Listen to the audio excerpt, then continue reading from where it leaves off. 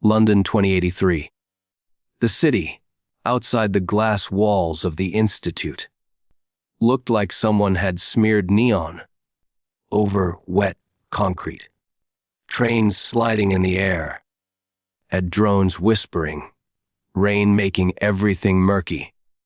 Inside, though, in sublevel 5, it was quiet. Too quiet for a room that was technically poking holes in reality. Project Norh Audiobooks. Ethan Ward had been on night shift for 12 days straight. Not because they forced him, because he liked it. When no one else was there. No supervisors watching. No interns asking why the mirror was so big if all it did was reflect. Just him. The hum of the stabilizers. And that huge oval of liquid, looking glass-bolted into a titanium frame. It wasn't a normal mirror. It didn't care about light. It cared about alignment. If two adjacent dimensions matched frequencies close enough, the thing showed you what was on the other side. Mostly it was just you. Same lab, same Ethan, same bored look. Until low 2017, he almost missed it. He was half reading a maintenance log, half eating cold noodles from a carton, looking up only out of habit. And the mirror was wrong. Not cracked. Not flashing. Wrong. Because there was no Ethan in it. Where his reflection should have been, right in the center of the glass, there was a thing. Small. Round. A little blobby. Pink and purple. Like cotton candy had melted and decided to live. Two soft ear, looking antenna things on top, twitching. Big, black. Super shiny eyes like wet marbles. And it was staring right at him. Ethan froze. Carton halfway to his mouth. What the? The thing tilted its head. The exact same way he did, but mirrored the other direction. He leaned right.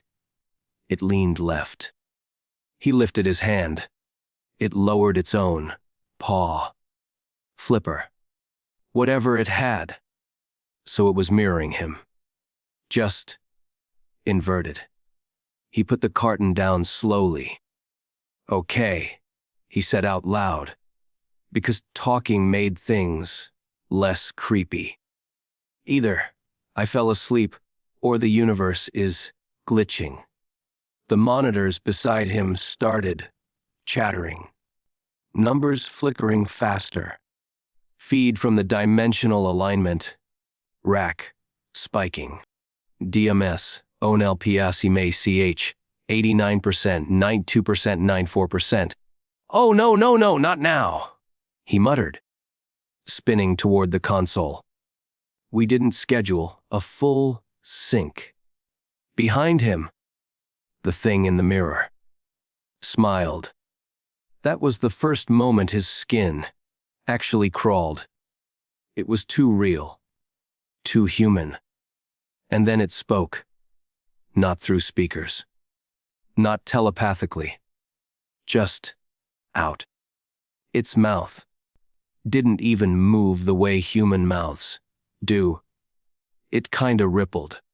Finally, it squeaked. High, excited, with a tiny echo. Did you open it? Did it open? Ethan's brain did a blue screen. You talk. Yes. The creature bounced. The mirror surface, wobbling around it like water. We were thinking you'd never get it right. Been YA-ating. Why? Ethan repeated. The creature spun around. Its whole body just flipped sideways. and or something like pointing into the mirror, world behind it. Ethan stepped closer. The mirror wasn't just showing his lab anymore. It was showing another lab.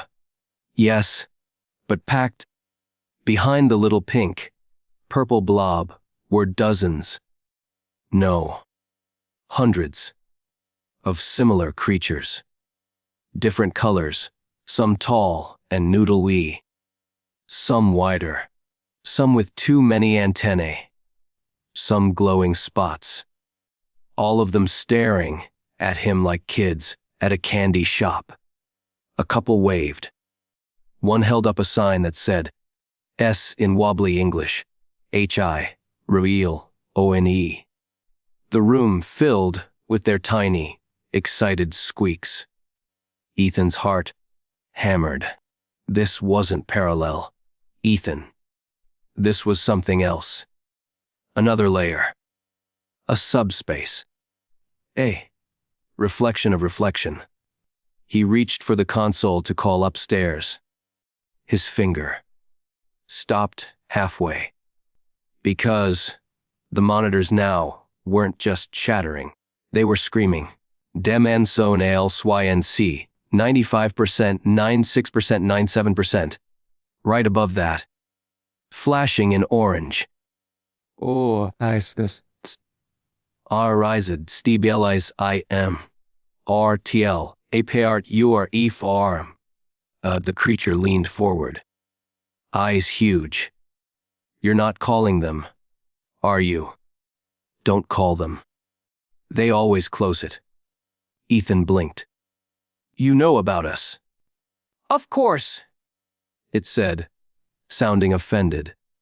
We've been living in your mirrors forever. Can't touch. Can't talk. We copy so you don't notice. Way. He swallowed. You're our reflections.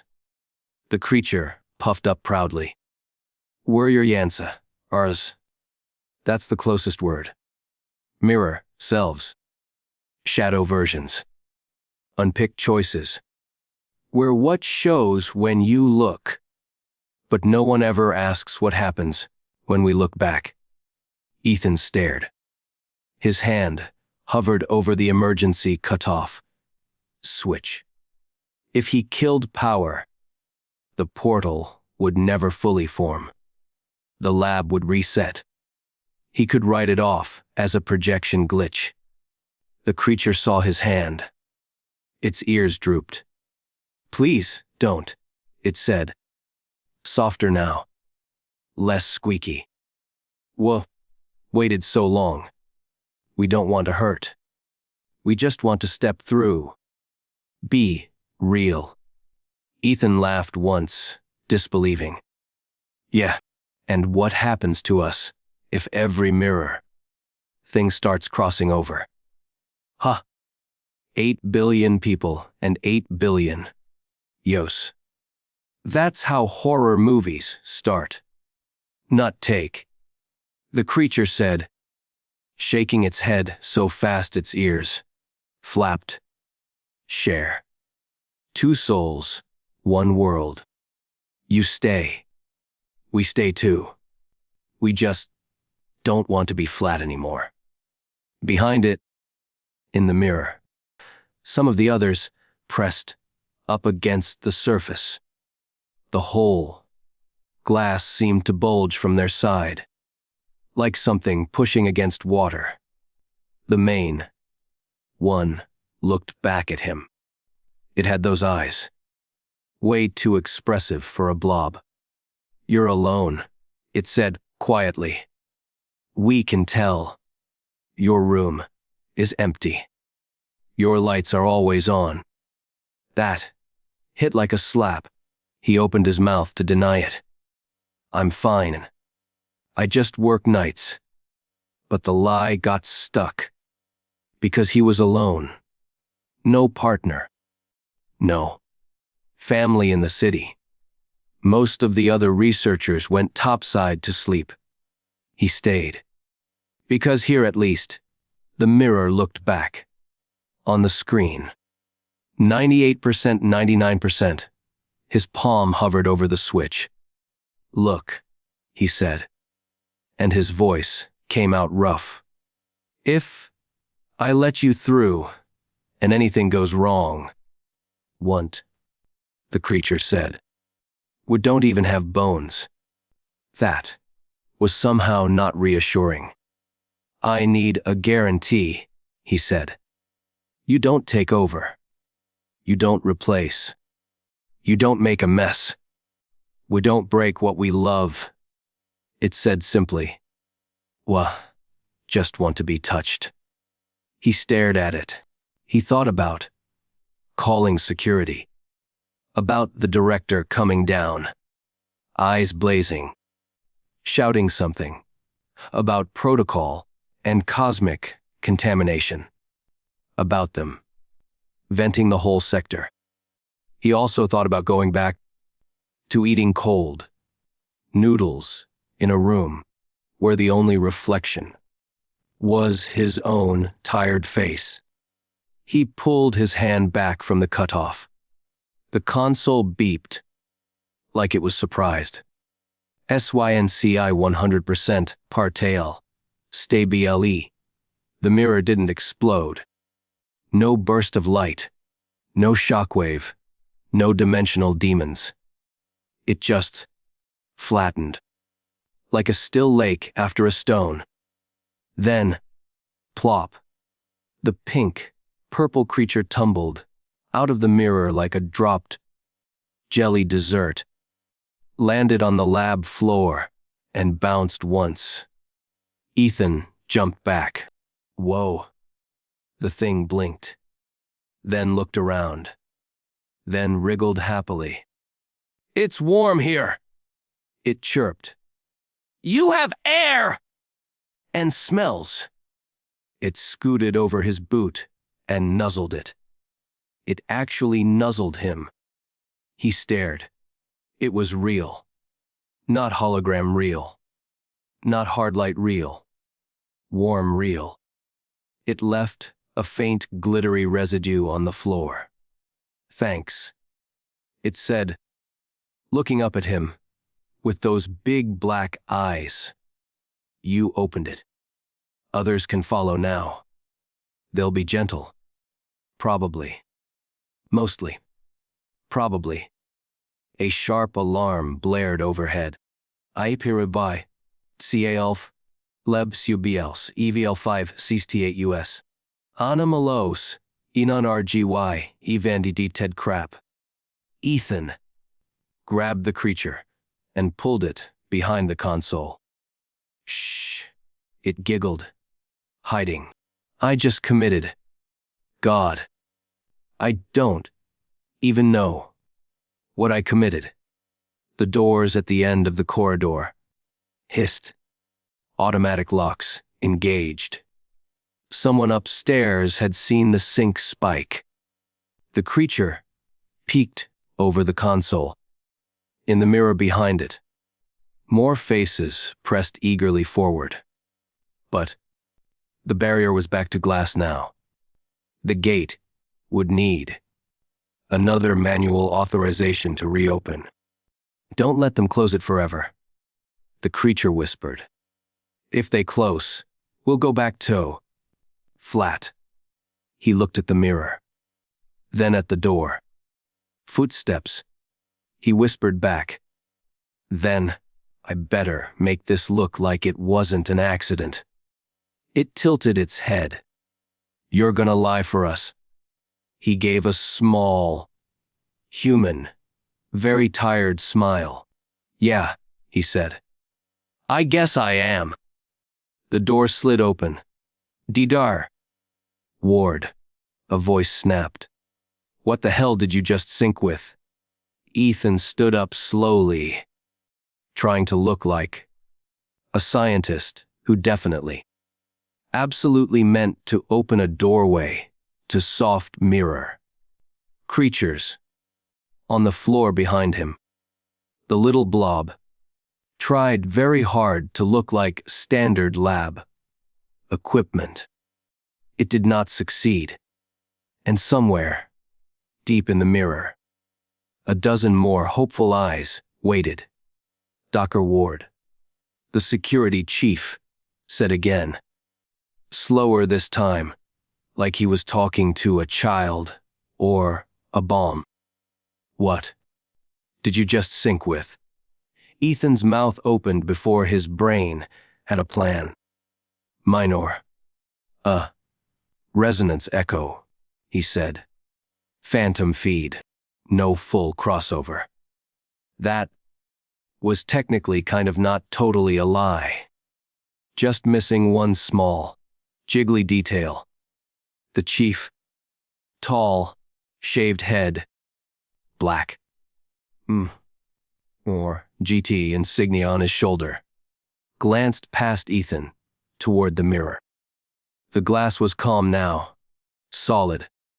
Just his own reflection, and the reflection of the room. No pink blobby hello, creeps. Good. He'd shoved the little thing under the console. It was currently trying to imitate a trash bin. It had turned itself gray. It looked like a very suspicious sack of oatmeal. The chief squinted. Energy spike touched 100%, he said. That is not minor. Yeah. But it collapsed immediately. Ethan parried. No lingering distortion. Checked the grid. One of the techs who'd followed security in. Young. Nervous. Still standing in the doorway. Tapped a tablet. Ratings back to baseline, sir. The chief wasn't convinced. He walked right past Ethan, boots loud, on the floor, and stopped in front of the mirror. He lifted a gloved hand and tapped the glass. It rang, real, normal. Why did you initiate a sync at 2017 a.m. without clearance? He asked without looking at Ethan. I was recalibrating channel 3A, Ethan said. Got cleaner values than usual. Thought I'd test the phase. Lock. It over. Aligned. The chief finally turned. You thought, he said. Do we think in here, Dr. Ward? Or do we follow the protocol? Ethan forced himself to shrug in that casual, I'm smart, not dangerous way. Project director says we should explore edge cases before phase 2, he said. I explored. The chief stared a beat longer, then motioned to the tech. Pull the log. Send upstairs. Yes, sir. They started scanning the consoles. Ethan's pulse kicked. The little blob under the desk made a tiny involuntary squeak. Ethan coughed. Loudly. Allergies. The chief's eyes flicked down. You hear that? The tech frowned. What, sir? That. Silence. The blob, bless it, had gone absolutely still. Not even a wiggle. A skipped. The chief leaned to the side to look under the console. Ethan stepped in front of him. Hey, careful, he said. Fiber lines are loose under there. You kick. One, whole thing goes dark. Then, I have to stay another 12 hours. The chief straightened, clearly annoyed, but not quite enough to wrestle with cables. He tapped his wrist. Calm. Control. Sublevel, a 5 clear for now, he said. Flag anomaly timestamp 02/17. I want the director to see this. The comm crackled. Copy. He gave Ethan one more look. The kind that said, I don't buy you. But I don't have evidence yet. then jerked his head toward the door. Go home, Ward. You've been down here too long. Ethan put on his most grateful, overworked employee face. Yes, sir. They filed out. The door hissed closed. Lights went back to low, night blue. Silence. Ethan exhaled so hard, he almost deflated. Then, he dropped to a squat and lifted the console skirt. The little blob was staring up at him with enormous eyes. That was close. It whispered. You think? Ethan hissed back. You squeak at the wrong time. I'm explaining. Hi. This is my dimension pet. To people who do dissection for fun. The blob immediately puffed up, offended. I'm not a pet! I am. It searched for the word, little antenna spinning. Diplomatic arrival. Ethan blinked. Then, he actually laughed. It came out half hysterical. Yeah. You got a passport too. I have glitter. It said proudly, wiggling. Tiny sparkles fell on the floor. Great. Immigration will love that. He sat back on the floor. Spine against the console, running a hand through his hair. His heart was still racing. Upstairs would get the logs. Somebody smarter than the chief would see the 100-cent sink. They'd start asking with what. He'd need to scrub, to rewrite. He looked at the mirror. The other side was waiting. Those dozens of other Yants, Relar, were crammed back there, eyes pressed to the glass, watching. Even without the portal open, he could feel them. How many are you? He asked quietly. The blob scooted out and sat beside him, like it was normal to sit on cold lab floors. Same as you, it said, one for each. So, billions. It nodded so hard it toppled sideways. Billy yawns. Ethan stared at the ceiling. Yeah, no, he said. We can't let billions through. The blob tilted its head. Why? Because this world is already terrible with just us, he said. And because they will panic. And because someone up there will try to lock you in a box and cut you into science. The blob's ears drooped. We don't want cut. Yeah, Ethan said softly. I kind of figured. It was quiet for a moment. Then, Ethan. He looked down. You remember my name? We read it. It said, pointing with an entire arm at his badge. Thun. Close enough. It looked at him for a long moment. Then, you were going to close us. He winced. I was thinking about it. Because you were afraid. Yes, he said. Because I was afraid. The blob nodded, like that made perfect sense. We were afraid too. You. Of what? You guys are the ones trying to break in.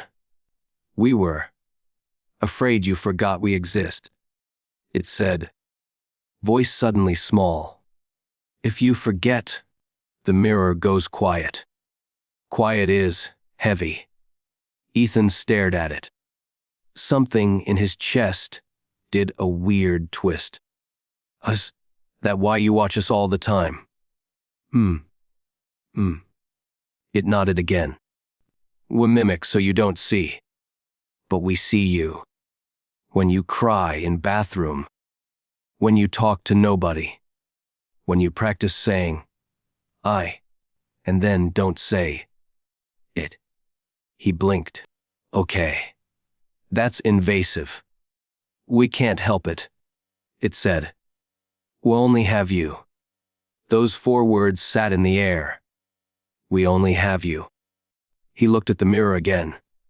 All those other little faces. All those colors. All not real until now. This wasn't just curiosity. It was hunger. Long loneliness. Before he could say anything, the lab comm chimed again. But this time, it wasn't the brusque security channel. It was the director. Live. Daguerre. Ward. Came the clipped, controlled voice. Kindly report to level 0. Briefing room 3. Yep. There it was. He got up. Okay. That's me getting yelled at. The blob's ears drooped again. They will ask. Oh yeah.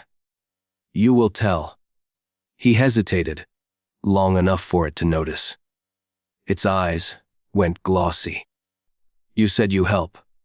Ethan stared at the small, warm, absolutely impossible thing on his lab floor. He could tell. He should tell. Follow procedure. Protect his job. Protect the project. Or he could do what, deep down, a very stupid, very human part of him wanted to do. Protect the lonely thing that had finally looked back. He sighed.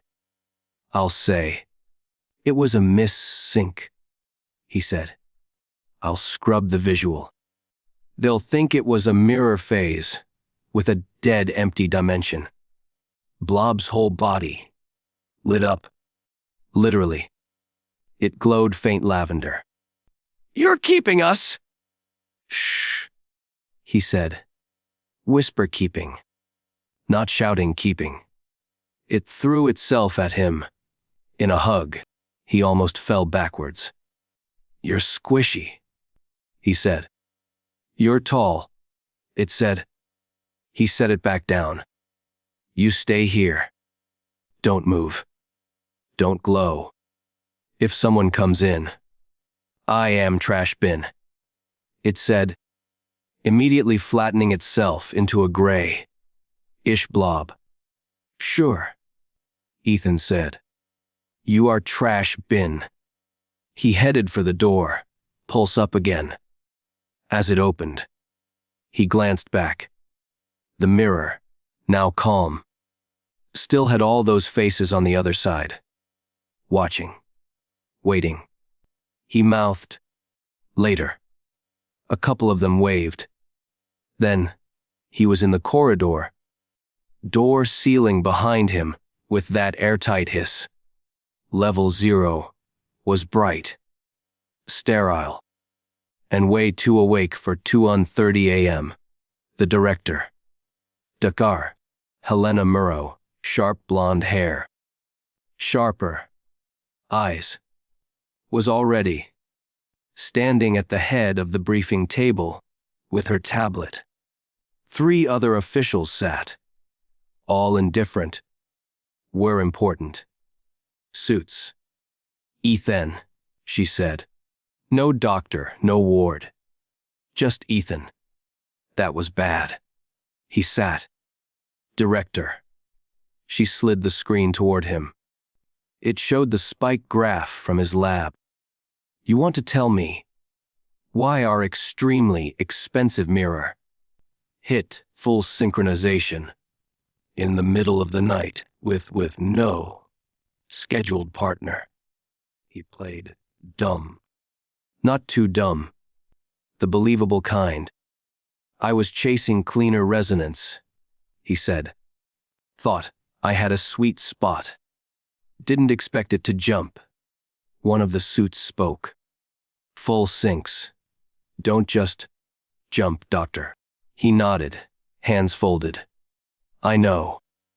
That's why I flagged it. Murrow narrowed her eyes. What did you see? Honestly, he said. Nothing. No human parallel. It looked like interference. Maybe a lower intelligence plane. She tapped. Visual says corrupted. Yeah, he said quickly.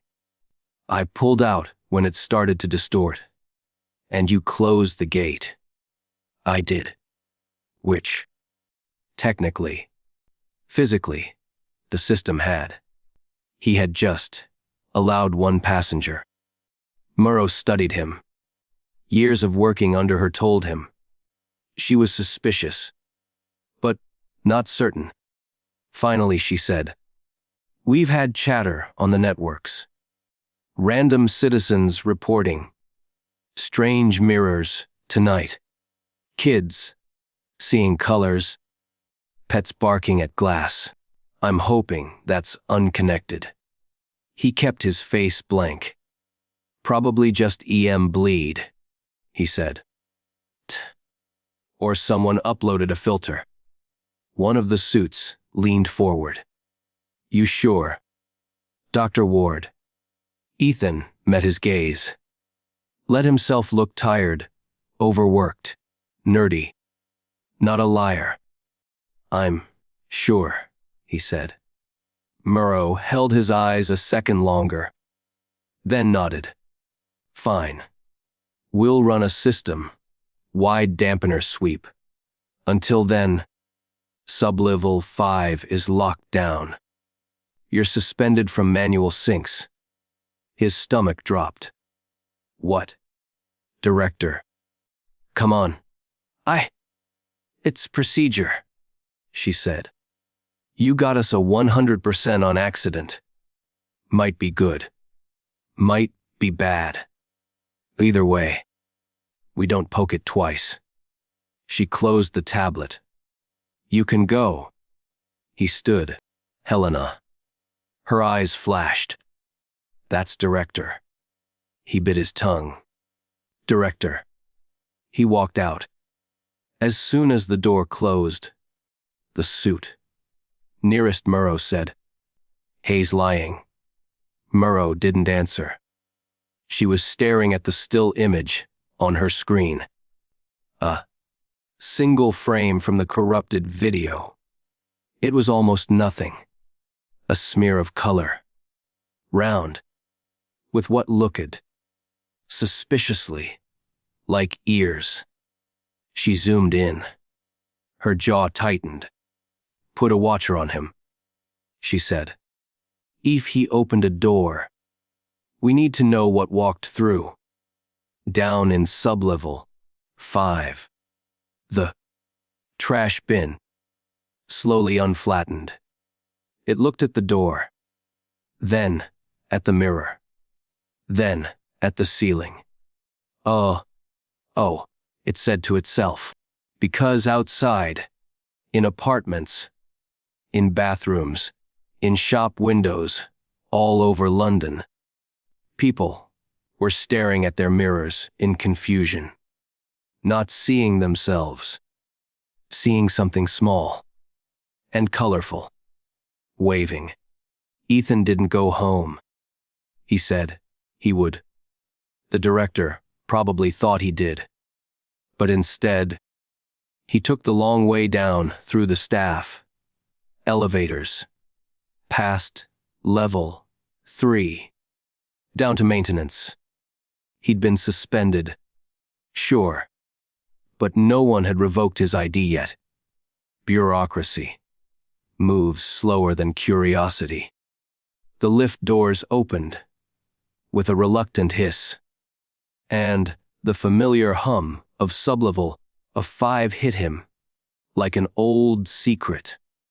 Same sterile cold, same low lights, except this time, it felt different. Crowded, somehow, though the room was empty. Trash bin, he whispered. No answer. He frowned and stepped further in. His boots echoed softly against the floor. Everything was as he left it. Console half lit, cables snaking into the mirror chamber. Then, from behind the main table, a small, shaky, hi, he turned. The blob was there, perched on top of his chair, like it was a throne. Two antennae drooping dramatically. "You left me," it said. Ethan blinked. "I was gone 20 minutes. You didn't say goodbye," it said, turning away with exaggerated sorrow. He sighed. "Okay, sorry. My bad. Goodbye next time. Scout's honor." It brightened immediately, wriggling. "You came back! That means you missed me." "Sure," he muttered. "Let's go with that." The blob bounced down from the chair and rolled toward him. It looked slightly different now. Smaller. Maybe more solid. When it spoke, its tone had changed too. Less squeaky. A little steadier. "You're scared," it said softly. Ethan hesitated. "You're observant. You're scared they'll take me." "Of course I am." He crouched down. Eye level with it. "They will. That's what they do. They'll study you. Break you down. And if you're lucky, they'll name a theorem after you before deleting everything else." It tilted its head. "That sounds bad." "Yeah." The creature thought for a moment. Then, "What can hide?" He snorted. "Where?" "You glow in the dark." It blinked. "Not always." And right there, before his eyes, the glow dimmed, slowly fading, until it was the color of steel. It pressed itself flat to the wall, and for a second, it was gone, like shadow blending into shadow. "Okay," Ethan admitted. "That's impressive." A small, proud hum came from the wall. "We learned it from you. From me. From your kind. You hide all the time. In words. In work. In mirrors." That last word hit him harder than he expected. He ran a hand through his hair. "You're a philosopher now." "No," it said cheerfully. Just observant." He leaned back against the console, staring at the mirror. "Hey," he said quietly. "What happens if more of you come through?" "They want to," it said, immediately. "They're waiting." "Right. But what happens to us?" The blob paused, its color flickering faintly. "We don't know," it said finally. "We were never meant to touch. Maybe nothing. Maybe everything." Ethan frowned. Not reassuring. It's truth. He looked up at the mirror again. Something was off. The glass was rippling. Subtle, but real. "Ah," he said. "Was that you?" "No," the blob whispered, suddenly tense. "That's them." Before he could ask, the lab lights dimmed. Every monitor went black, replaced by a single line of text. "INCOMIG. Kun. And CTION. PS. Low. CK over." "What the hell?" The blob backed away from the mirror, trembling. "They're forcing it. They're coming through." "Who's they?" Ethan demanded. The blob's voice dropped. "Not my kind." A low, distorted hum filled the air, like the sound of someone whispering through electricity. The mirror's surface bent inward, rippling violently, light bleeding through cracks that weren't cracks at all. On the screen, red text flickered. External ENT, idea FED. UNKNOBUN CURCE. Ethan hit the emergency cutoff. Nothing. The controls were dead. Vale's code. He muttered under his breath. No. Wait. Wrong story. Focus, Ethan. The blob grabbed his sleeve, tugging. We have to go. Go where? It pointed toward the side hatch. The service. Tunnel leading out, toward the secondary lift. He hesitated. Then another ripple split the glass. A shape pushed against it from the other side. Tall. Humanoid. Wrong. Its outline flickered like a bad transmission. That was all the convincing he needed. He grabbed the blob and bolted. They ran through the narrow service passage, alarms screaming to life above them. The floor shook once, twice. The kind of vibration that means something massive just changed state. What is that thing? He yelled over the noise. The blob, clinging to his arm, said between terrified chirps, "A Yancer that forgot how to be kind. That's comforting." They burst through the exit door into the emergency lift chamber. He slammed the button. Nothing happened. Power was dead. The mirror hum followed them down the corridor. Now, a steady pulse like a heartbeat made of thunder. Okay, Ethan muttered. New plan? He scanned the walls, spotted a maintenance ladder, and climbed. The blob wrapped itself around his shoulders, trembling. Halfway up, he stopped to breathe, or maybe panic. Hard to tell the difference. Below them, the corridor flickered red and white. Red and white. Then he saw it. A reflection, crawling along the metal surface. Not in the mirror. On the walls. The thing had followed the light. It moved wrong. Limbs bending backward. Stretching. Faces forming and melting. Oh, hell no. He breathed. The blob whispered in his ear. It wants the gate. It wants to replace you. Ethan gritted his teeth. Not today. He reached the hatch above and kicked it open. Cold night air rushed in. The smell of rain, city lights flickering far below. He crawled out onto the rooftop of the facility, panting, the blob peeking over his shoulder.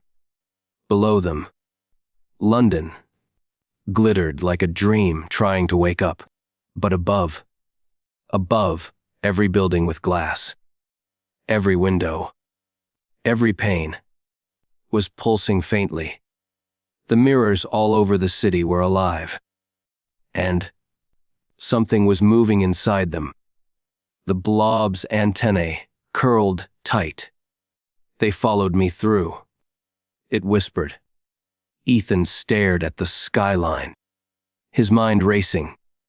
You said they just wanted to be real. Not them. He swallowed hard. Then who? The blob looked at him, its eyes darker now, reflecting the flickering city lights. The ones who broke first. It said softly. The Yancerolar who saw too much. The ones that stopped copying and started wanting. Lightning flashed for half a heartbeat. Every mirror, in sight, showed not the world, but the faces watching from behind it, and they were smiling. Ethan whispered, "Oh, God, what did I let in?" The blob didn't answer. It just clung tighter, trembling against his neck. From far below, sirens began to rise. Rain fell like broken glass. The city below was chaos. Car alarms, shattered windows, and people screaming at reflections that didn't match their movements anymore. Ethan leaned against the rooftop hatch, chest burning, breath clouding in the cold. The blob, still clutching his shoulder, stared wide-eyed at the skyline. Every skyscraper looked alive in one building, 20 floors high. Hundreds of mirrored windows pulsed in perfect rhythm. Red, blue, red, blue, like the heartbeat of something mechanical. And inside those reflections, shadows moved. "They're spreading," Ethan muttered. The blob's voice trembled. "They're awake." He didn't have time to think. A low hum rolled through the air, and all the glass on the rooftop, skylight below him, rippled outward like water. A hand, thin, silver, distorted, reached up from the reflection. "Move," he shouted. He grabbed the blob and sprinted across the roof. As the skylight exploded behind him, shards flew everywhere. Something climbed through, tall, colorless, made of warped mirror. It didn't walk. It slid, body twisting like liquid. The blob whimpered. "It's a breaker." "A what?" Ethan shouted over the storm. "One that doesn't copy. It erases." The thing turned its face toward them. No mouth, no eyes, just smooth glass that reflected Ethan's face back at him. Except the reflection wasn't doing what he was doing. It smiled. "Run." They tore across the roof, rain hammering down. Ethan's boots slipped on the wet metal. The blob jumped from his shoulder, rolling ahead like a glowing marble. Behind them, the breaker moved faster. Every surface it passed, turning black and silent. Ethan saw a stairwell door ahead. Locked. He threw his shoulder into it. Pain shot through his arm. Then again. Harder. The latch gave way. They stumbled inside. The stairwell was dark, humming faintly. Every step echoed. He slammed the door behind him, jamming it with a broken pipe. The blob clung to his jacket, whispering, "They'll find reflections." He froze. The stairs were metal, polished. A shimmer ran along the handrail. A faint grin appeared in the steel. "Go." They ran down, skipping steps, the hum following like a heartbeat underfoot. At level 3, he crashed into a hallway lined with emergency panels, all shiny. The reflections flickered. Dozens of versions of him, slightly delayed, slightly wrong. Then one stepped out of the wall. It was him. Same face, same eyes, but empty. "Hello," it said. He didn't wait. He punched it. The thing shattered like glass, shards turning to smoke before hitting the floor. The blob squeaked. "You killed it." "Was that killing?" Ethan panted. "It looked like I just broke a mirror." It was you, the blob said. Half of you. It wanted to fill what's missing. Yeah. Well, it can stay missing. They ran again. An explosion shook the hall behind them, the rooftop collapsing. The breaker had found a way inside. Ethan darted through an access door, down a maintenance corridor, past flickering lights. He was bleeding from his shoulder. Glass. Probably. He didn't care. He needed to get to the main control floor. Can we close the gate?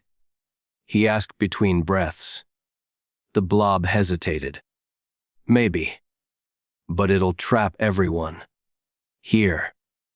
Define everyone. All of you. And us. Perfect.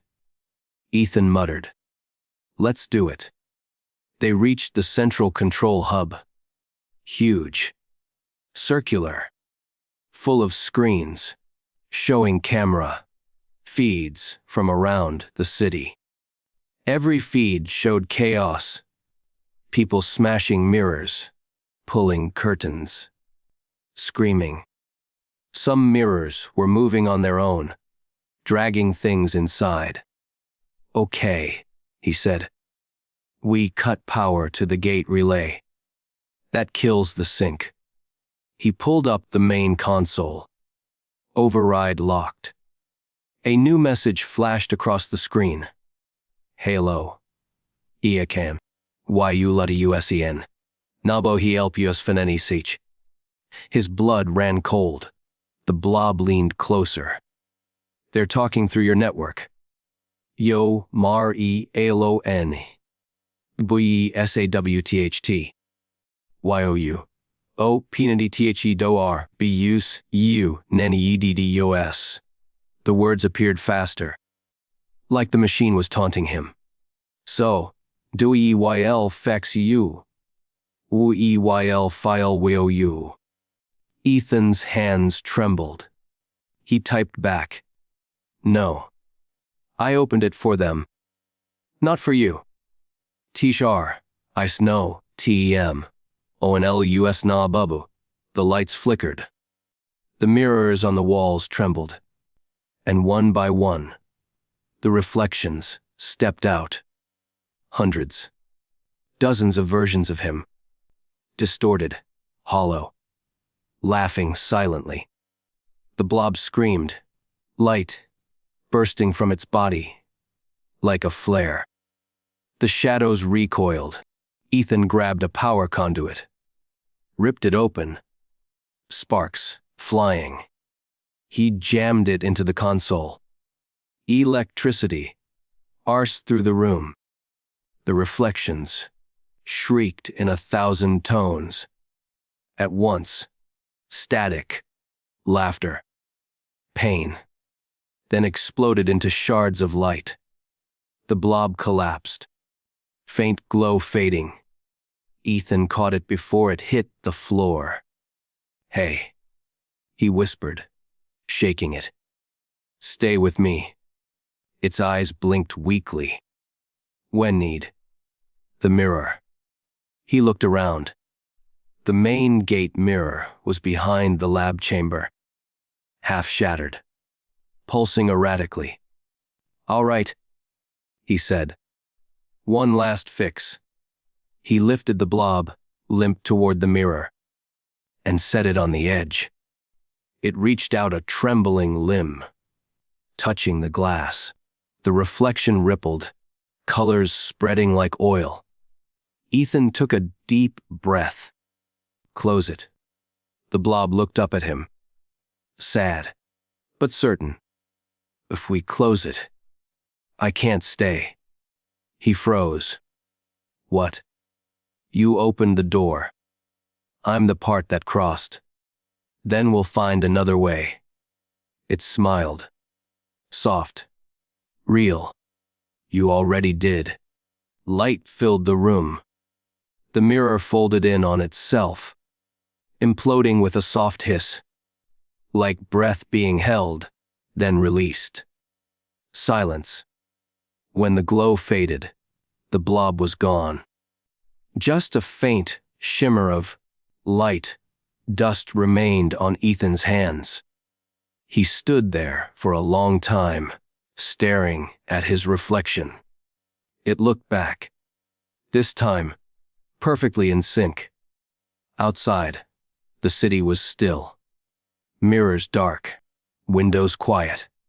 For the first time in days, every reflection was normal again. But Ethan didn't move. Because, deep inside the mirror, in the faintest possible shimmer, something whispered back, "Now you're not alone." Morning came like an apology.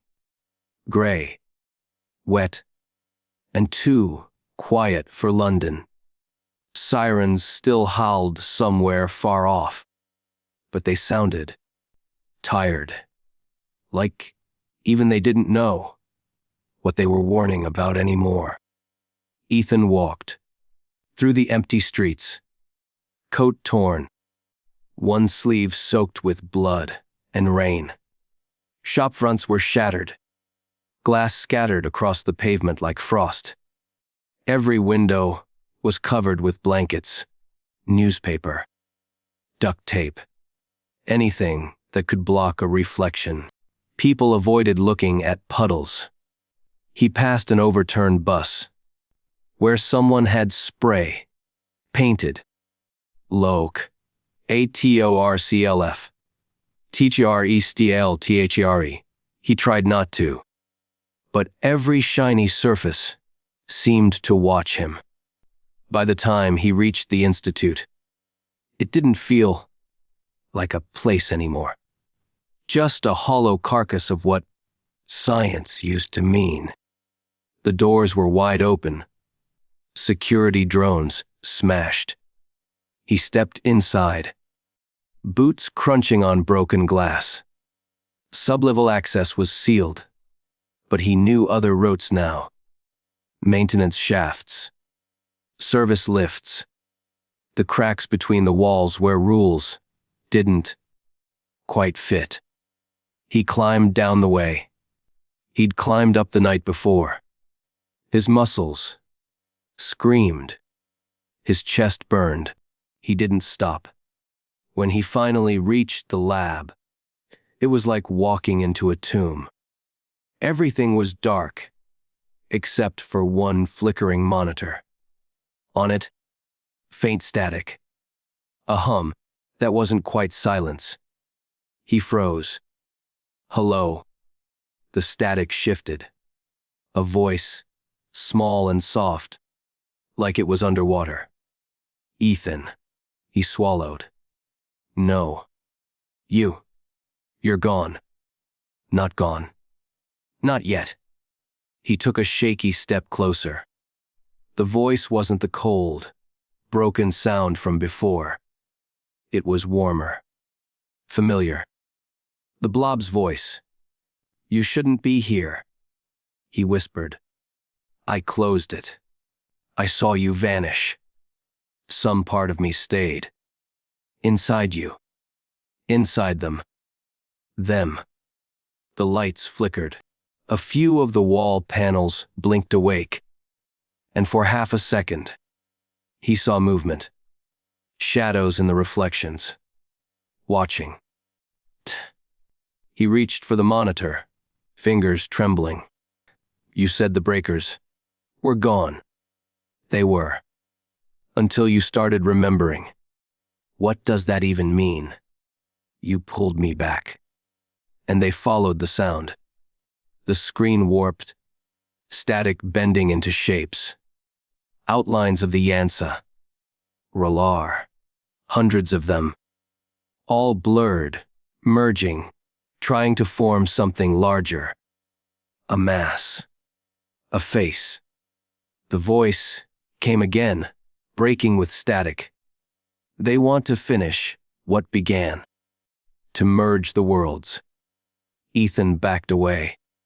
His reflection in the blackened mirror didn't move. It blinked. He froze.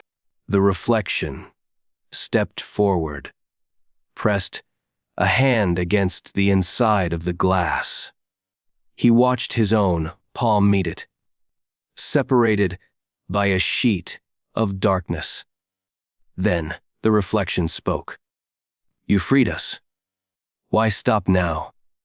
The voice wasn't his. It was calm, cold, the sound of a thing that had learned emotion but didn't need it. "Dick it." "Hey." He stumbled backward.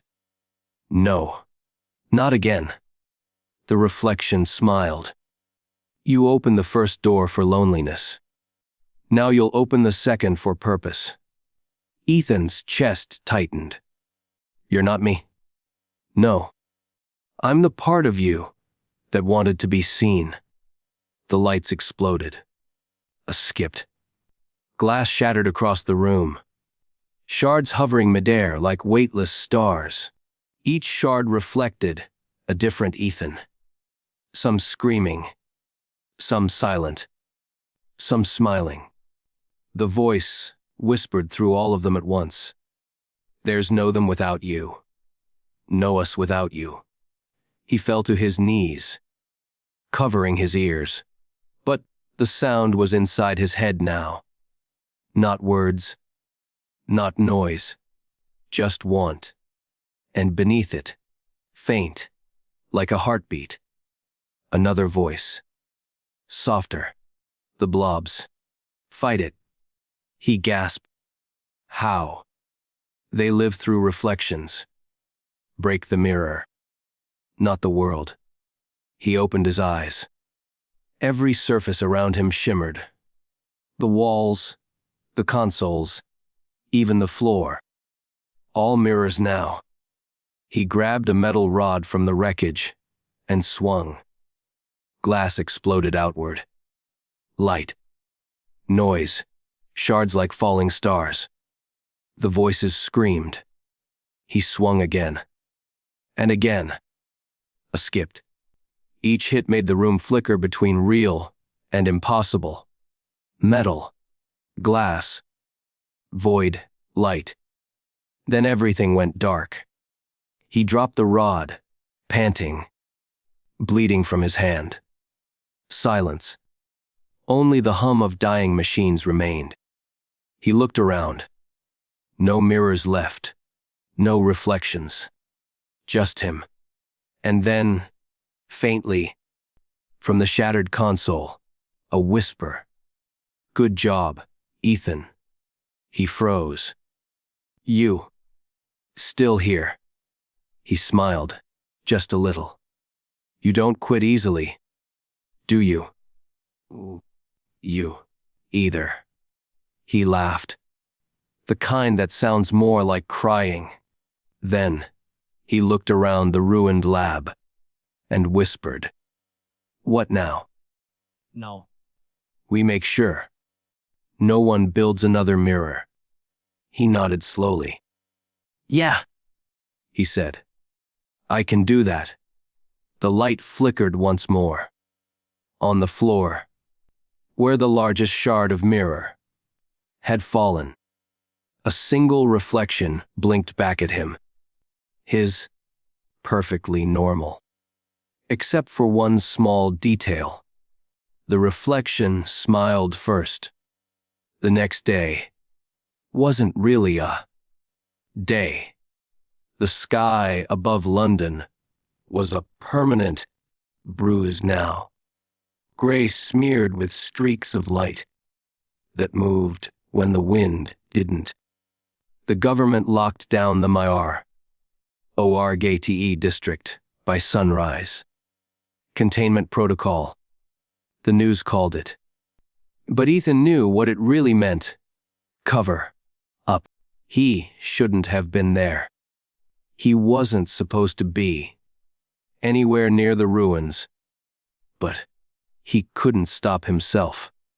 He walked through the restricted zone, wearing an old maintenance coat, hood up.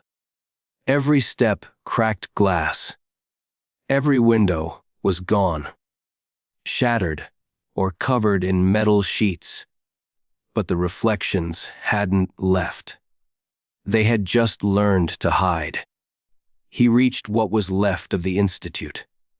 A few soldiers stood outside, scanning the rubble. Ethan ducked behind a collapsed wall, slipped through a side door, and went down the emergency stairwell. The air smelled like ozone and ash. The entire sublevel was still humming. That wasn't possible. He'd destroyed the core. He followed the hum down a narrow passage to the old lab. Everything was in pieces. Consoles melted, wires exposed. And, right in the center of it all, surrounded by broken glass, stood a new mirror. Smaller, portable. A square slab of black glass, pulsing faintly. On its surface, words flickered. ECO you might testi. Niti ATD S sub JEC. EMRD he froze. Who's running this? The mirror shimmered. Then his own face appeared, but different. Tired. Older. Eyes glowing faintly with silver light. The reflection spoke. We thought you'd come back. He took a step back. You're supposed to be gone. Gone. No. We learned from you. You broke us, so we learned to bend. Ethan's heart thudded. You're the breakers. Not anymore. You called us that because we frightened you. But we're still you. Then prove it, he said, voice trembling. Say something, only I'd know. The reflection tilted its head. When you were 11, you stared at your bedroom mirror for 6 hours. You wanted it to move first. Ethan's stomach turned. That doesn't mean. You whispered, please. Just tell me, I'm not alone. He went still. He had never told anyone that. The reflection smiled. We heard you then. We hear you now. He gritted his teeth. You want me to believe this is mercy? No. It's connection. Behind the reflection, movement. Small, shifting lights. Hundreds of them. The answer, Rallar. But they weren't smiling this time. They looked scared. Why are they behind you? He whispered. Skipped. The reflection voice grew heavier. Because they didn't want this.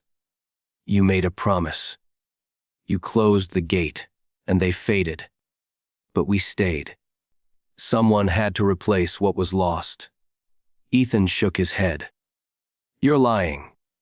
You think so? Look. The reflection reached out a hand. From the corner of the mirror.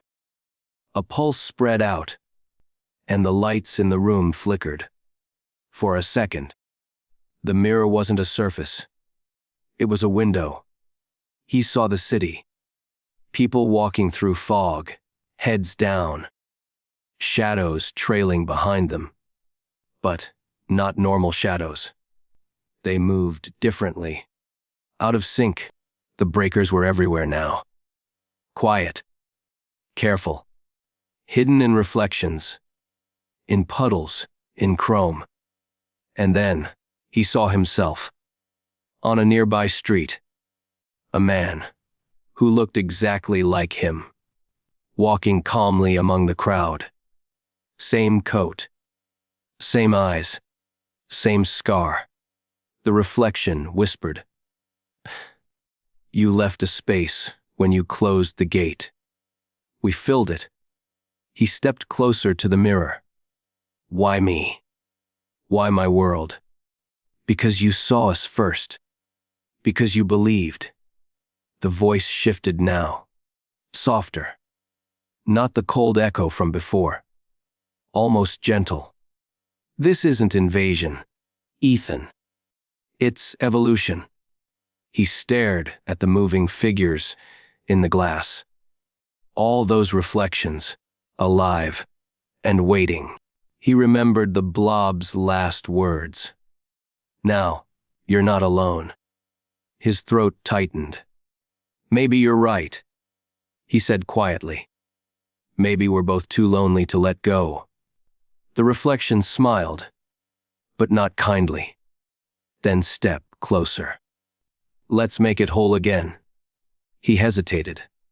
Every instinct screamed, no. But the hum in the air, the same hum that had started this all, grew stronger, drawing him in. He took one step. The reflection did the same. 2 steps. Then a sound behind him. A metallic click. Step away from the mirror. Doctor. Ward. He turned. Soldiers, helmets on, weapons raised. Behind them, a familiar figure. Director Murrow. Her face was pale, eyes wide. I told them you'd come back, she said, and you did. You always do. He looked from her to the mirror. The reflection looked furious now, its face distorting. Don't let them take it, Murrow shouted. Kill the power. The mirror screamed. The sound wasn't sound. It was vibration, pure and sharp, cutting through the air. Lights exploded. Walls cracked. Ethan dropped to his knees, covering his head. The soldiers fired, pulse rounds hitting the glass. The reflection's hand reached out, twisted, shattering through reality, like tearing plastic. Then, everything went white. When he opened his eyes, he was lying on the floor, smoke rising all around. The mirror was gone. So were the soldiers. So was Murrow. Only the hum remained, and on the wall behind him, faint letters burned into the metal. Test. Passedi. He stared at the words, heartbeat thunder in his ears. Test. He whispered.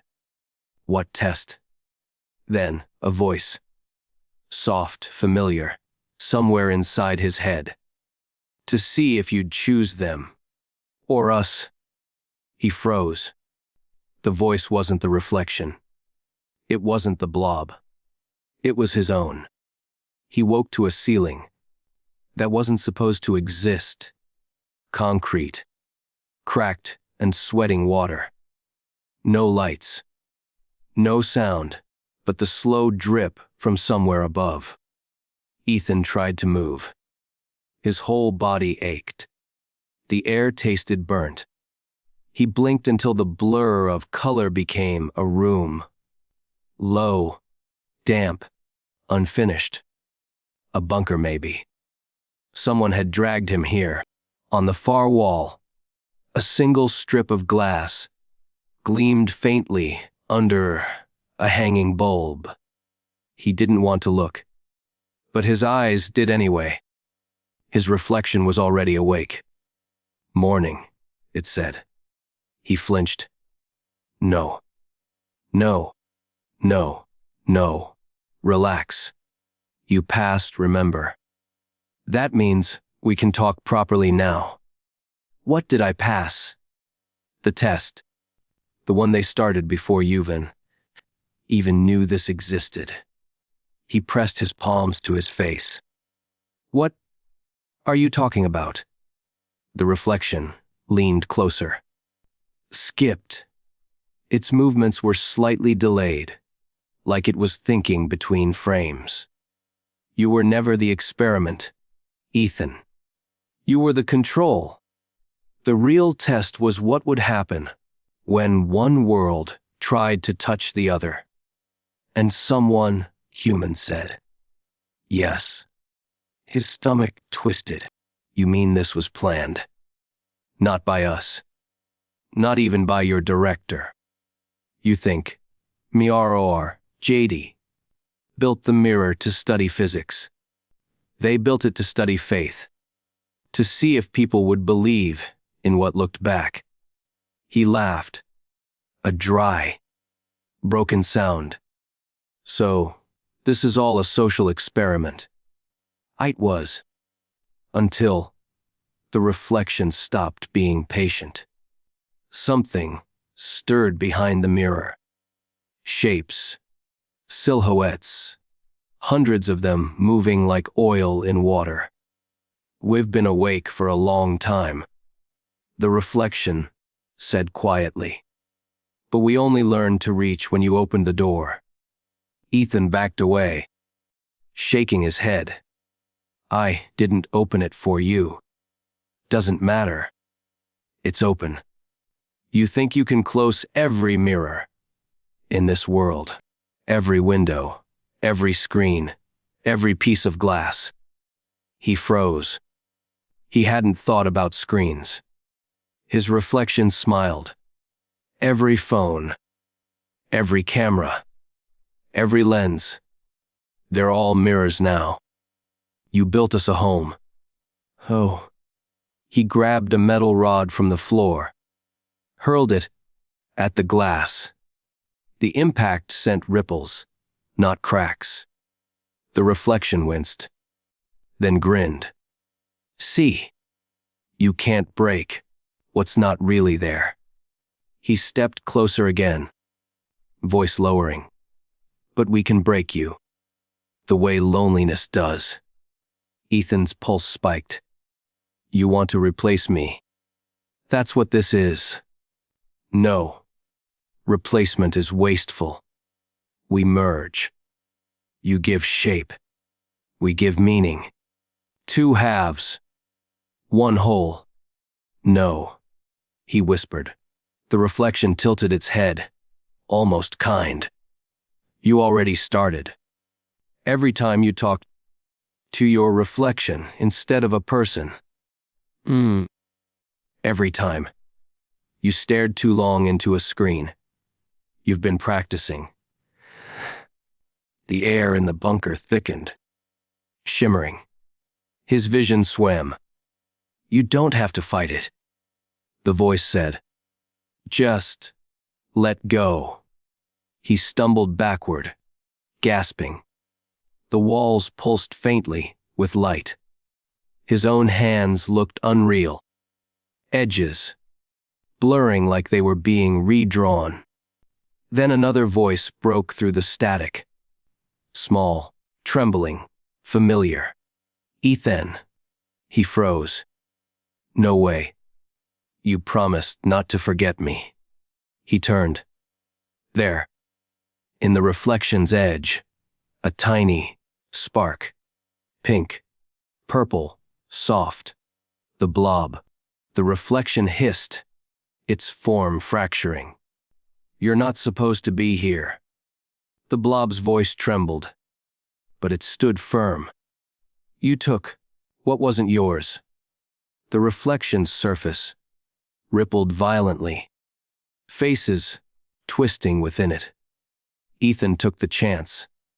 Tell me what to do. They're inside the mirrors, the blob said. So break your eyes. What? Close them, Ethan. Don't let them see themselves through you. He shut his eyes, hard. The hum grew deafening, then fractured, splintering into 1,000 smaller sounds. Is ours! The reflection screamed. No, the blob whispered. He's real. Then, silence. When Ethan opened his eyes, the mirror was gone. The bulb overhead flickered once, then went out. He was alone, in the dark again. Except, no.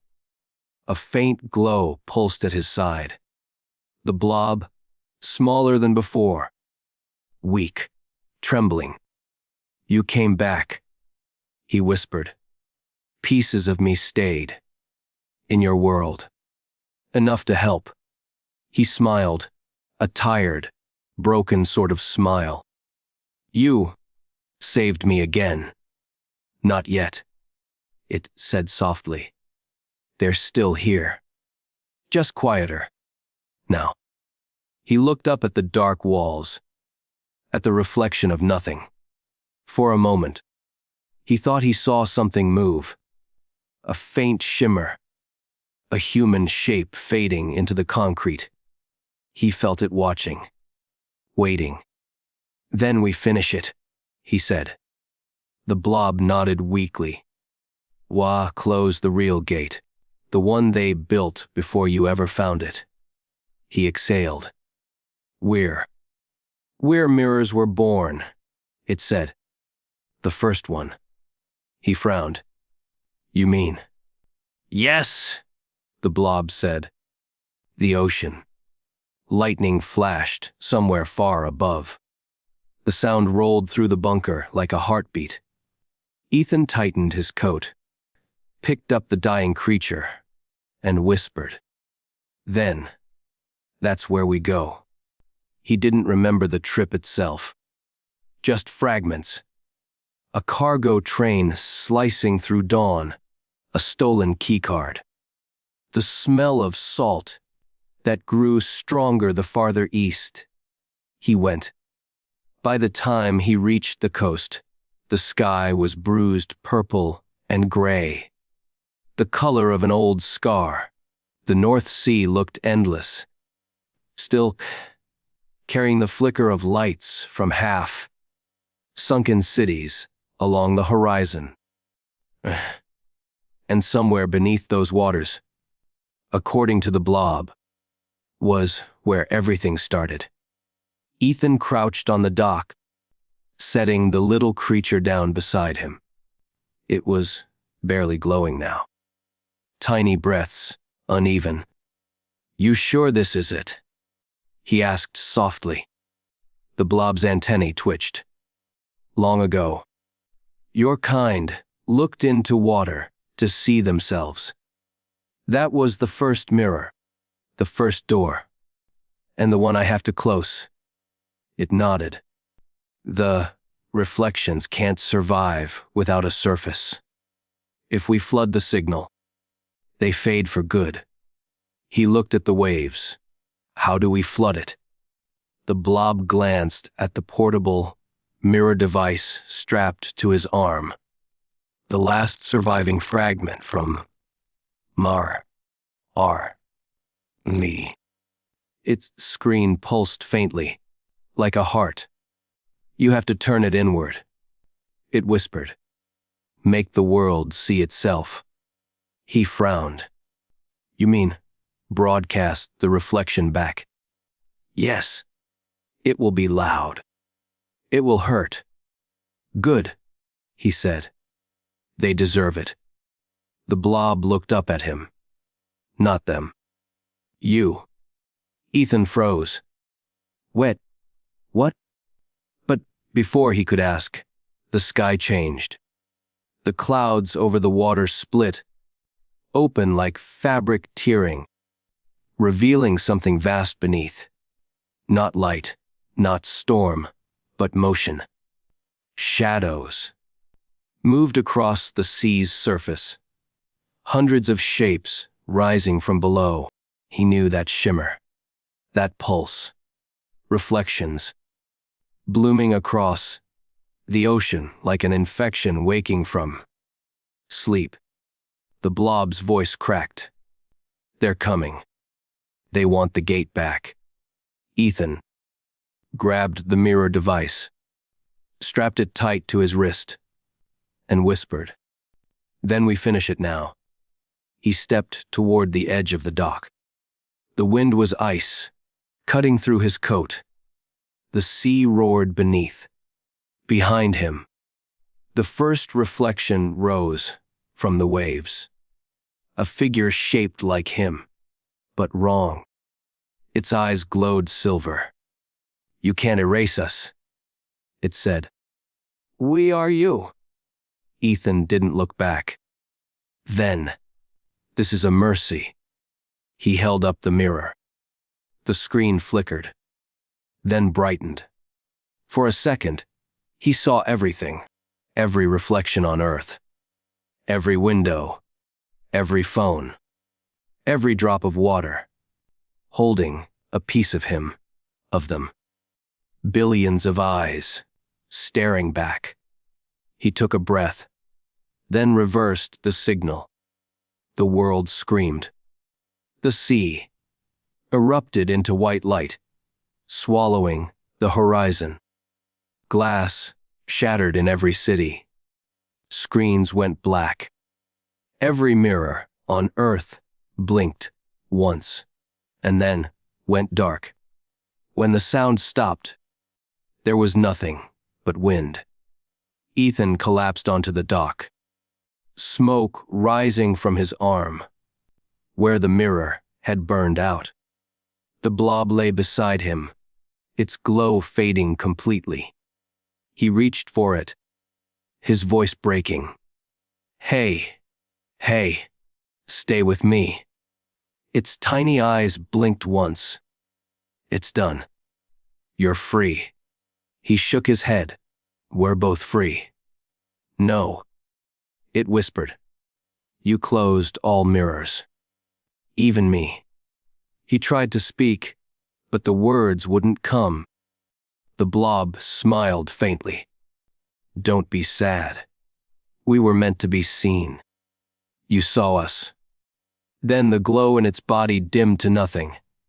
Ethan sat there, on the edge of a silent world, staring into a sea that no longer reflected anything. For the first time since it all began, he saw only the water.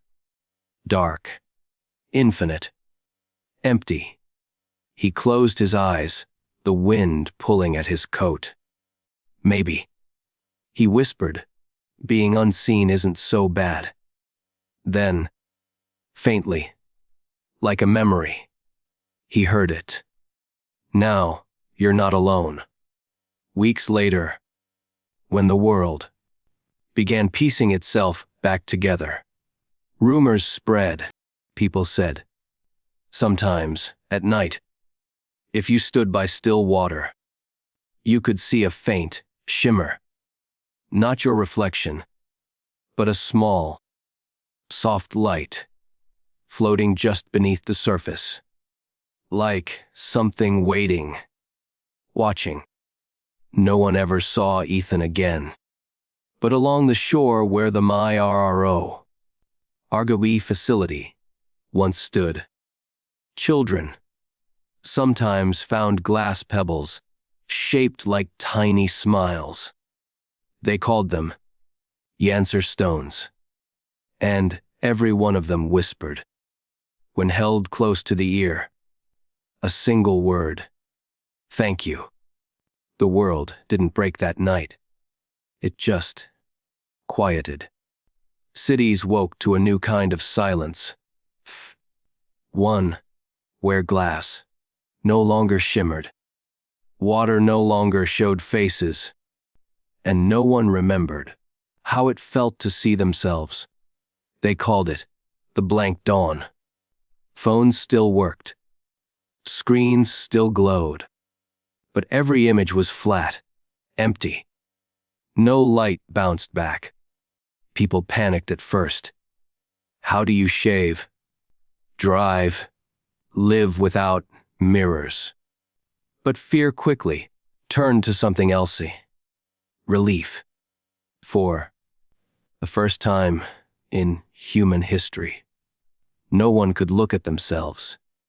Governments denied everything. They said it was an atmospheric anomaly, a solar flare, some quantum distortion. But the scientists, the ones who'd worked with Ethan, they knew. They whispered his name like a ghost story. The man who shut the door on the sky. The man who erased the other side. Months passed.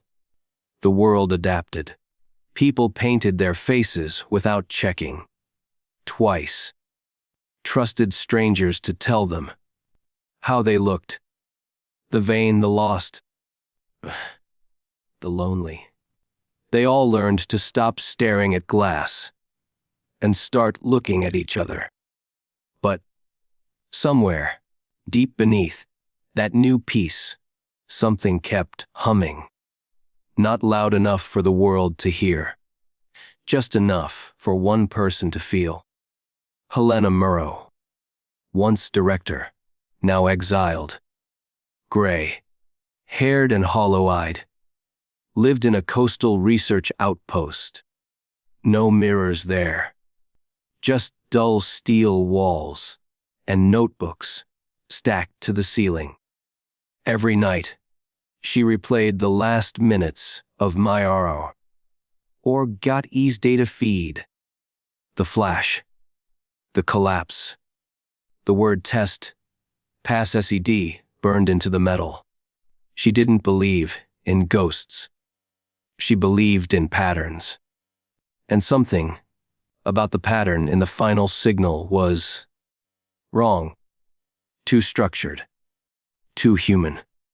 One night, she fed the data through a spectrogram. A shape emerged. A voice embedded in the frequency, almost hidden. Ianon, Phi DMO, she froze. Ethan. The waveform trembled like an echo of laughter. Not quite, but close. Her blood ran cold. The sound was too clear, too alive. She turned off the device. The voice stayed. You've been lonely too, Director. She stood up so fast the chair toppled. Where are you? Everywhere you stopped looking. The steel wall in front of her rippled, faintly.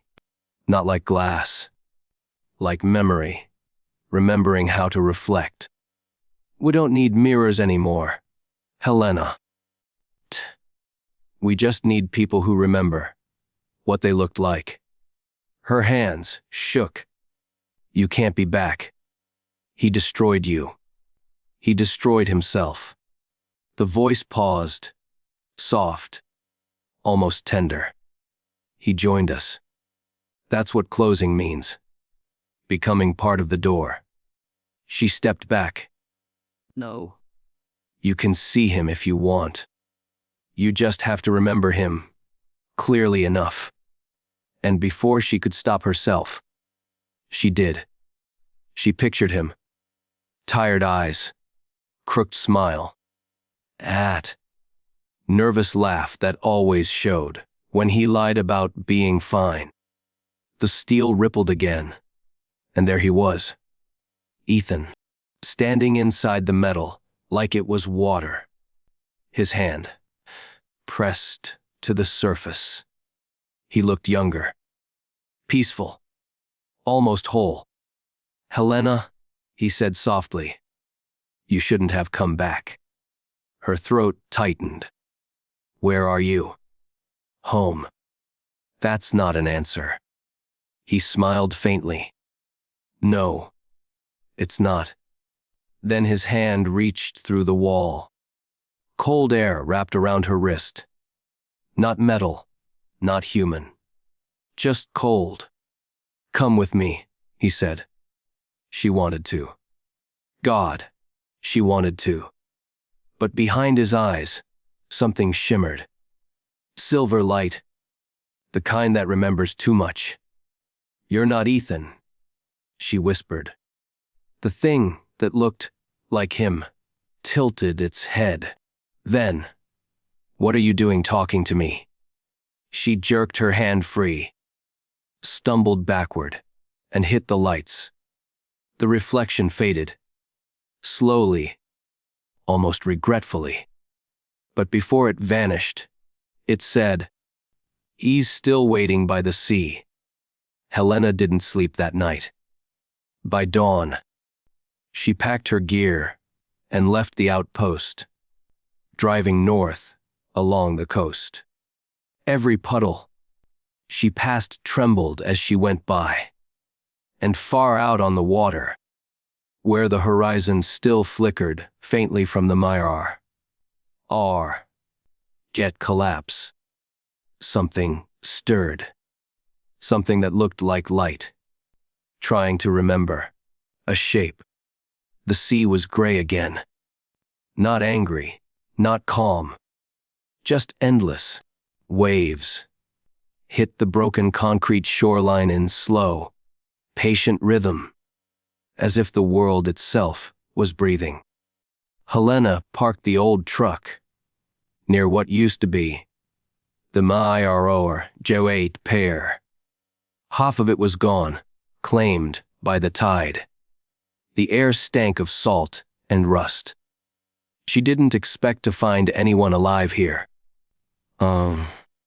She walked until her boots met the edge of the dock, the same one where Ethan Ward was last seen. Wind howled through the empty steel ribs of the facility. Her breath made small clouds that vanished instantly. "Ethan," she said softly. Nothing answered. Not sound, not echo, not even memory. Then the water shimmered. At first, it looked like moonlight, but the moon wasn't out. Ripples spread in perfect circles, glowing faintly silver. Blue, each one carrying a hum. The same hum that haunted her dreams. She knelt, careful not to touch the surface. "Ethan." The sea rippled again. This time, she saw him. Not standing, not human, just light. A silhouette made of what used to be a man. Helena. His voice was both everywhere and nowhere. She felt it, in her chest more than heard it. "You shouldn't have come," he said. "You'll wake them." Her throat tightened. "You're alive. I'm part of it now." The wind picked up, carrying whispers that weren't wind. Dozens of faint voices overlapping, like reflections murmuring behind glass. "What did you do?" she asked. "I closed the door," he said quietly. "But someone has to hold it shut from the other side." Her eyes filled with tears. "You should have told me." "I didn't want you to follow." She laughed bitterly. "And yet here I am." The light in the water flickered. "I can't stop it forever," he said. "The breakers, they're still there. Small, waiting. But I can keep them quiet as long as someone remembers why the mirror was closed." She swallowed hard. "Then tell me what to do." "Forget me," he said. Her head snapped up. "That's how it works," he said gently. "If you remember, the image returns. Reflection feeds on memory."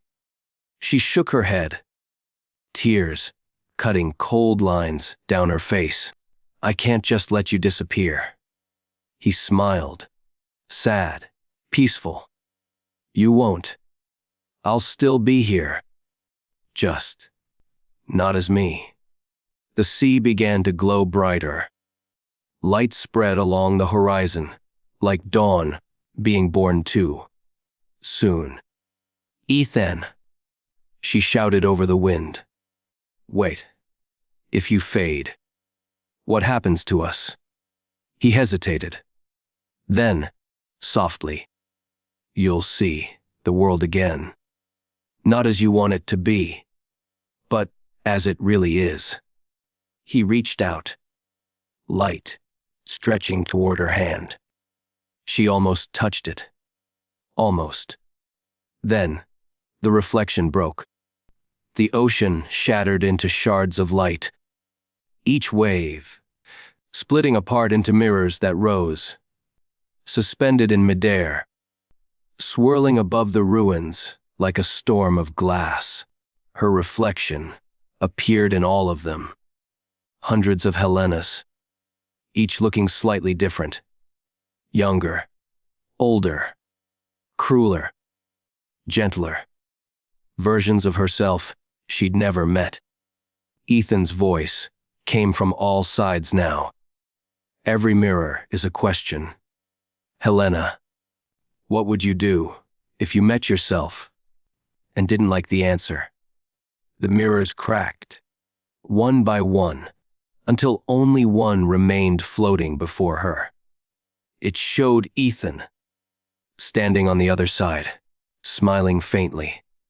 "Close it," he whispered. She hesitated.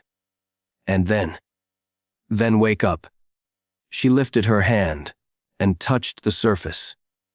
It was cold, softer than water, lighter than air. A pulse shot through her chest, light flooding her vision, filling her lungs, her heart, everything. Then silence. When Helena opened her eyes, she was standing on the shore again. The sea was normal. No glow, no hum. She looked down. In her reflection on the wet sand, her eyes flickered faintly silver, just once, and then faded. She smiled through her tears. "Rest now, Ethan," she whispered. Behind her, the tide rolled in, gentle and endless. EPIOGUE years later, people stopped talking about the blank dawn. The world rebuilt itself, slower, quieter. Mirrors came back, carefully, deliberately. They reflected again, but not perfectly. Every now and then, if the light was right, you could see a shimmer, a heartbeat of something, old and kind, like a memory waving from behind the glass. Children grew up hearing a story about a man who taught the world to stop staring at its own reflection, and a woman who made sure it never forgot. Why? They said sometimes, just before sunrise, if you looked into calm water long enough, you could hear two voices whispering together in the wind. "You're not alone. Never again." And then the light would change, and the world would go on reflecting, softly, carefully, like it finally knew how.